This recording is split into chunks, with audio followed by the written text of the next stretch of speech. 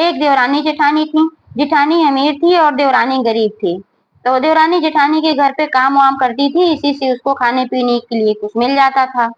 एक दिन हलखष्टी का व्रत आया था, तो जेठानी अपने घर पर महुआ साफ कर रही थी और तीनी का चावल वगैरह साफ कर रही थी।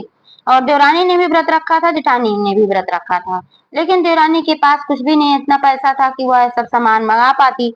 तो वह जब अपनी जेठानी के यहाँ काम करने गई तो उसने देखा कि जेठानी साफ वाफ कर रही है, तो उसने कहा, दीदी मुझे भी कुछ पैसे दे देती तो मैं भी ये सब सामान मंगा लेती, क्योंकि मैंने भी व्रत रखा हुआ है, तो मैं भी पूजा कर लेती थी छठी माई की।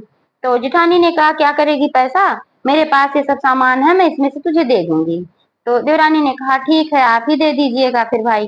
तो जेठानी ने क्या किया कि जो खराब खराब कूड़ा कचरा, ये महुए का जो जीरा उरा निकला था और जो खराब महुआ था उसको दे दिया, और जो तीनी के चावल का खराब भाग निकला था, टूटे फूटे चावल थे उसमें कूड़ा कचरा था, वह सब दे दिया देवरानी को। देवरानी ने देखा तो कि ये सब ऐसे ही कूड़ा कचरा दी हैं, लेकिन बेचारी क्या करती, मजबूर थी।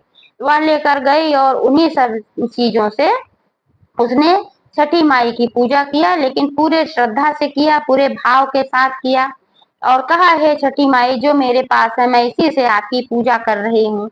भगवान तो भाव के भूखे हैं, इसलिए छठी माई भी उसकी श्रद्धा और प्रेम भाव को देखकर बहुत ही प्रसन्न हो गईं। जब रात में वह सोई तो छठी माई एक बुढ़िया माई के रूप में आई और उसका दरवाजा खटखटाई। उसने दरवाजा खोला और पूछा, हे बूढ़ी माई आप कौन हैं? तो छठी माई ने कहा, मैं छठी माता हूँ और तेरी पूजा से मैं बहुत प्रसन्न हुई हूँ। तू मुझसे कोई भी वरदान मांग सकती है।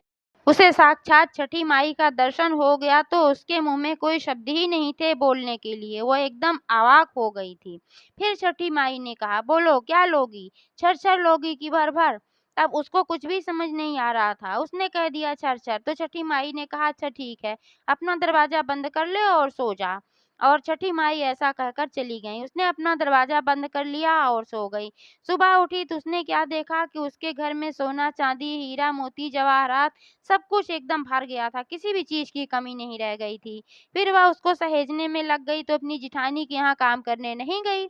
इधर उसकी जिठानी का गुस्सा सातवें आसमान पर था कि कल उसने व्रत भी रखा था और अभी तक देवरानी काम करने नहीं आई, चौका बर्तन नहीं हुआ, कैसे वह खाना बनाए और कैसे खाए।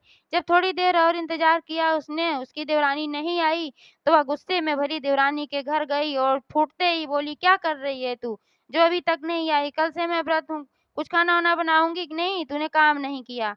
लेकिन जैसे ही वहाँ पहुँची उसने देखा कि इसके घर में इतनी ढेर सारी दौलत भरी पड़ी है और यह इसको सहेजने में लगी है, तो उसकी आँखें खुली की खुली रह गईं। जेठानी ने कहा, अरे तूने डकैती-वकैती मारी क्या कहीं से? कहाँ से लेके आई इतना सारा धन? तब देवरानी ने कहा, नहीं दीदी मैंने कोई डकैती-वकैती नहीं मारी है। जो आपने मुझे तीनी का चावल और महुआ दिया था, उसी से मैंने छठी माई की पूजा किया और रात में छठी माई आई थी और यह सब देकर गई हैं। छठी माई कह रही थी कि मैं तेरी पूजा से बहुत ही प्रसन्न हूँ। तब जेठानी ने सोचा कि मैंने इतना अच्छा-अच्छा चढ़ाया और छठी माई प्रसन्न ही नहीं हुई। इसको मैंने कूड़ा-कबाड़ा दिया था, उससे छठी माई प्रसन्न हो गईं। फिर वह अपने घर को लौट गई और बोली कि जल्दी आना मेरे घर पे काम करने। लेकिन देवरानी के घर में अब सब कुछ हो गया, तो वह क्यों काम करने के लिए जाएगी? वो अपना कर रही थी भाई। अब जेठानी अगली साल हरखष्टी का इंतजार करने लगी। जब अगली बार हलखष्टी का व्रत आया तो जेठानी ने भी ठीक वैसा ही किया। अपना महुआ वगैरह जो अच्छा था उसको हटा दिया और जीरा उसका खराब-खराब महुआ, खराब-खराब चावल लेकर छठी माता का पूजा किया। उसने सोचा कैसे खराब से किया था देवरानी ने तो उसको इतना सारा मिला, मैं भी खराब से ही करती हूँ।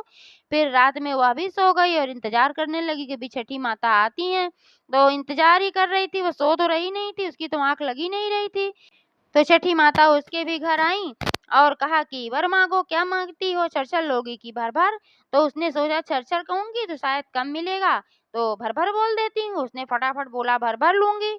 तो छठी माता ने कहा कि दरवाज़ा बंद कर लो, अपना सो जाओ।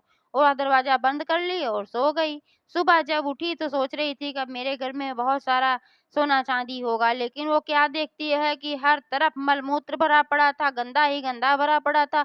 अब वह कैसे क्या करे, कहीं भी पैर रखने लायक नहीं था। बड़ी मुश्किल से घर से निकल कर आई और देवरानी के घर गई। उसके ऊपर गुस्से से फूट पड़ी। उसने कहा, तुमने मुझे गलत-गलत बताया था क्या? तुम्हारे घर में हीरा मोती सब भर गया था, मेरे घर में इतनी गंदगी भर गई है।